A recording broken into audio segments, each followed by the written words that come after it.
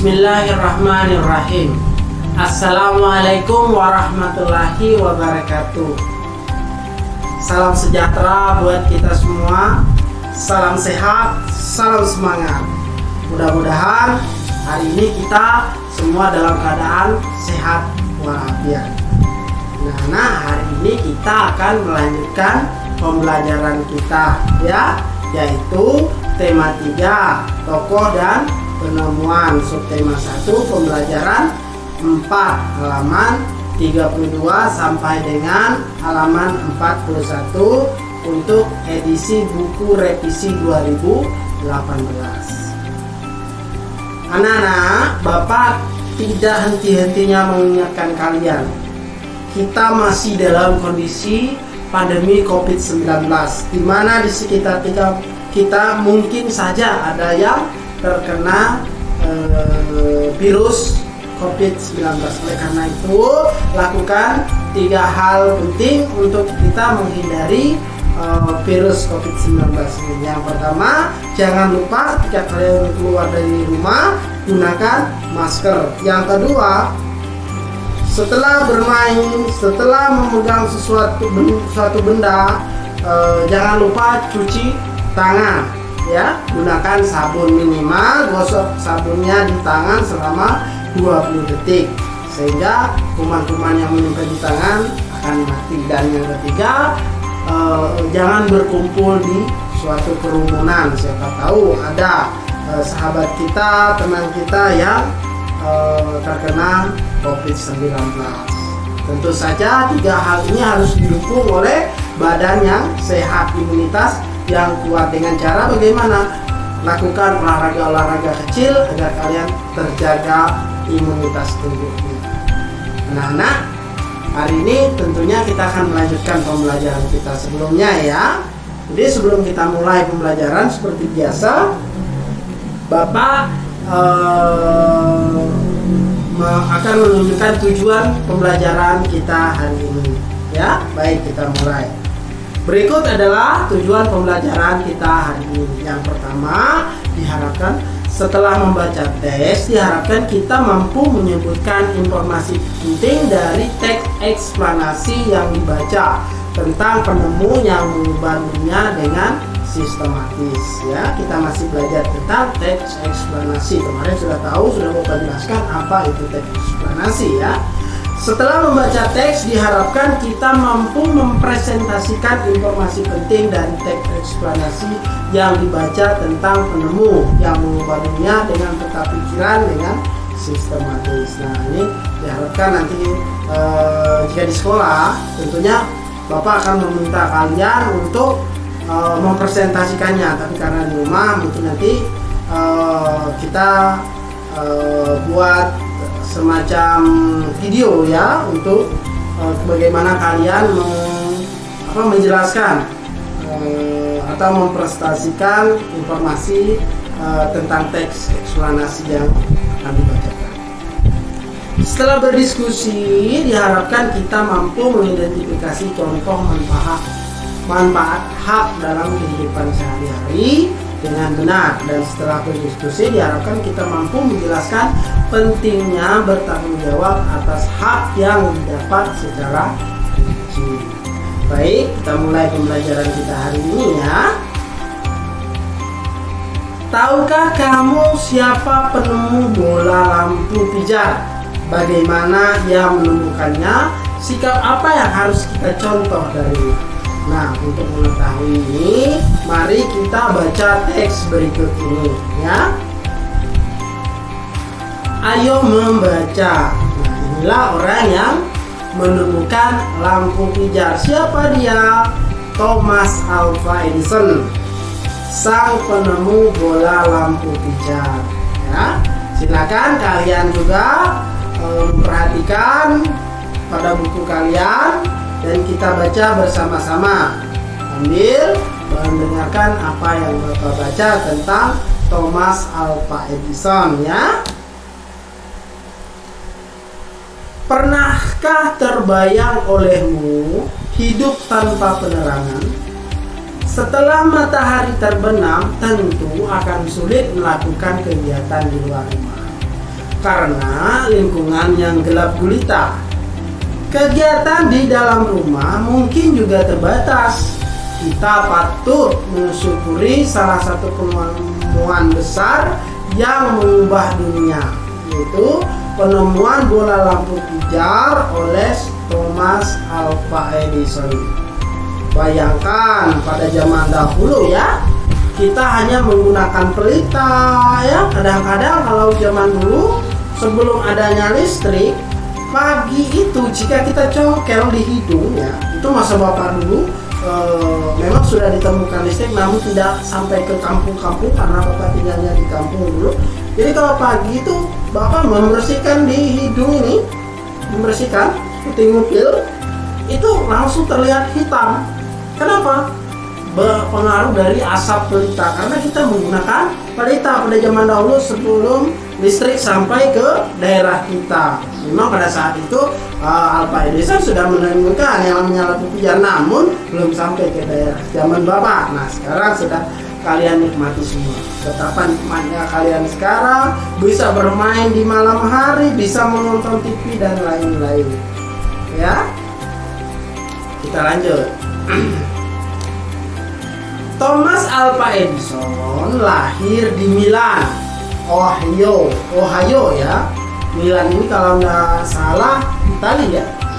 Pada tanggal 11 Februari 1847. Ia tidak pernah menyelesaikan pendidikan resmi di sekolah. Ia hanya sempat bersekolah selama 3 bulan. Edison diajar oleh ibunya di rumah. Walaupun tidak mengikuti pendidikan formal, terlihat bahwa Edison memiliki rasa ingin tahu yang sangat tinggi di usia 11 tahun. Itu adalah usia kalian sekarang ini, ya, usia 11 tahun. Nah, Edison sudah dapat membuat telegraf sederhana di usia 12 tahun. Ia memanfaatkan waktu luangnya untuk membaca literatur dan melakukan berbagai percobaan. Pada tahun 1861, ia dapat mencetak koran. Koran terbitannya adalah Weekly erat ya, laris terjual. Bayangkan seorang anak berumur 12 tahun sudah mampu membuat koran ya. Karena apa? Hal ini bisa muncul karena ada rasa ingin tahu. Oleh karena itu, kalau kalian mau maju, paling penting yang kalian lakukan adalah tanamkan rasa ingin tahu di kepala kalian. Insya Allah dengan kita ingin tahu, kita akan berusaha mencari tahu. Nah, proses kita mencari tahu inilah yang disebut dengan belajar. Jangan selalu kalian minta diajarkan, tetapi belajar tanpa diajarkan. Dengan cara mengetahui sesuatu dengan mencari informasi ya. Thomas Edison melihat dunia butuh penerangan. Ia menghabiskan waktu selama 2 tahun serta dana yang cukup besar untuk mengembangkan penemuannya. Melalui kerja kerasnya pada tanggal 21 Oktober 1879 lahirlah lampu pijar, listrik pertama yang dapat menyala selama 40 jam. Nah, 40 jam artinya kurang lebih 2 hari ya, kurang lebih 2 hari pada saat itu. Kegigihan Thomas Alva Edison memberikan hal baru bagi dunia. Rasa ingin tahunya yang tinggi dan sikap pantang menyerahnya mampu mengubah dunia menjadi lebih baik.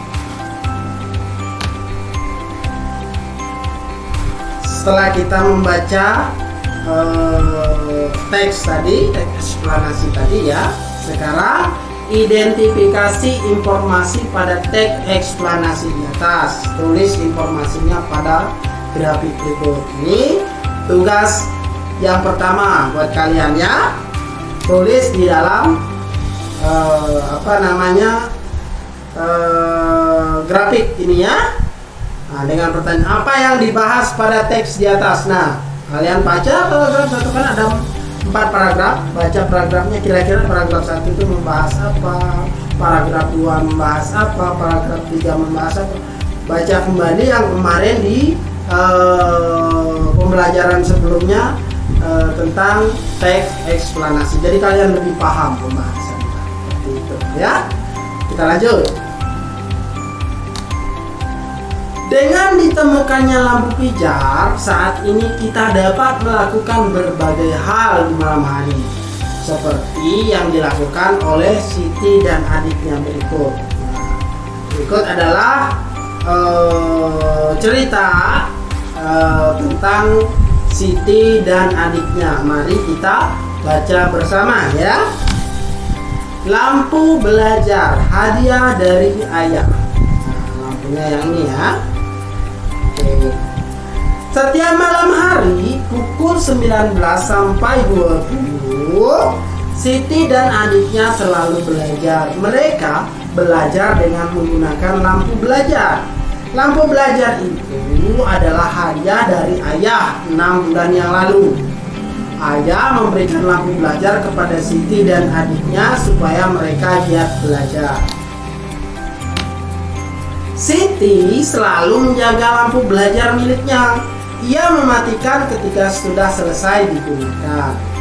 Ia juga membersihkannya jika kotor. Sampai saat ini lampu belajar Siti masih dapat digunakan dengan baik.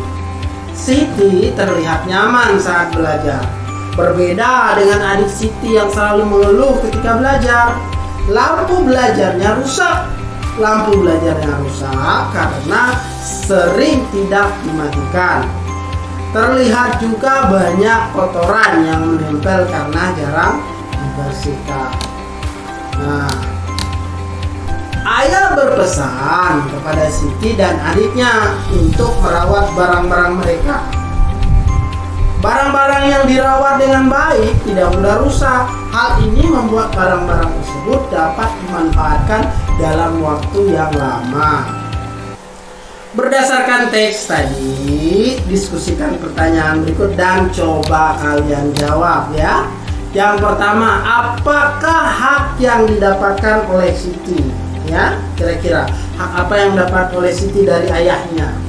Apakah hak yang didapatkan oleh adik Siti? Apakah sama dengan Siti? Oke. Yang kedua, apakah Siti telah menggunakan haknya dengan tanggung jawab? Silakan dijawab, beri alasannya.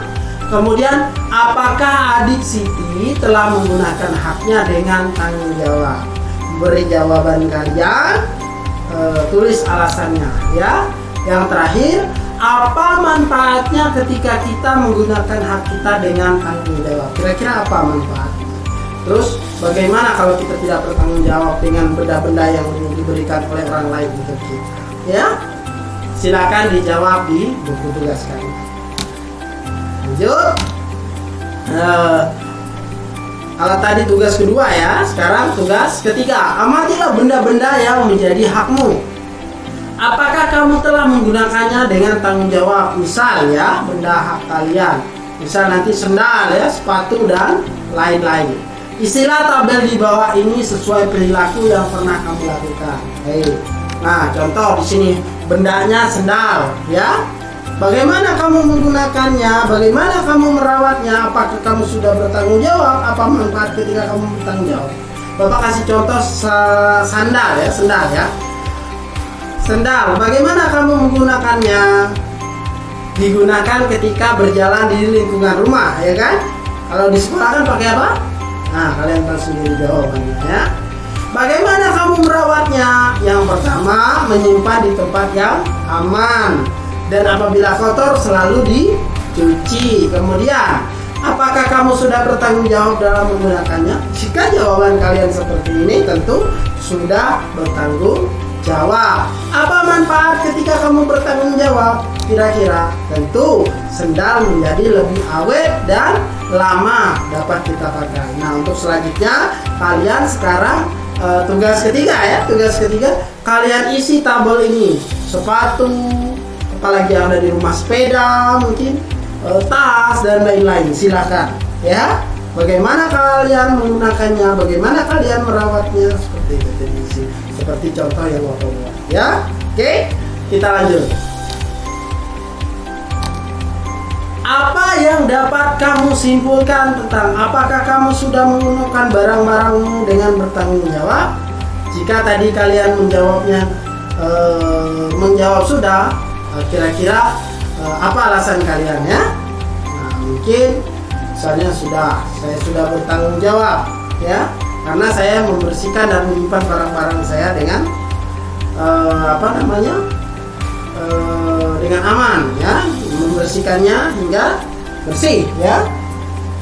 Kemudian, apa manfaat ketika kamu bertanggung jawab terhadap barang-barang yang menjadi hakmu? Tentu manfaat ketika kita bertanggung jawab terhadap barang-barang yang menjadi milik kita, barang tersebut akan tahan lama, awet, dan orang jika memberi sesuatu tidak sungkan kepada kita karena tidak barang yang diberi kepada kita jaga dengan baik ya, itu manfaatnya. Kemudian, apakah kamu sudah bertanggung jawab atas hak yang sudah kamu dapatkan? Mudah-mudahan kita semua bisa bertanggung jawab ya. Orang tua kita telah memberikan hak kepada kita untuk menggunakan barang-barang seperti sepatu, sepeda, dan lain-lain. Kita harus bertanggung jawab ketika menggunakan barang-barang tersebut. Menggunakan dengan hati-hati, menyimpan ketika sudah digunakan, dan merawatnya adalah contoh bentuk tanggung jawab atas suatu hak. Ketika kita bertanggung jawab, maka barang-barang tersebut dapat kita manfaatkan dalam waktu yang lama. Oke, itu penggunaan kewajiban kita terhadap benda-benda yang diberikan oleh orang lain yang sudah menjadi hak kita ya. Baik, mungkin itu saja yang dapat Bapak sampaikan hari ini. Mudah-mudahan yang Bapak sampaikan dapat bermanfaat buat kita semua.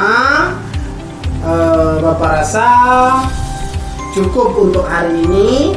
Wabillahi taufiq wal hidayah. Wassalamualaikum warahmatullahi wabarakatuh. Salam cerdas.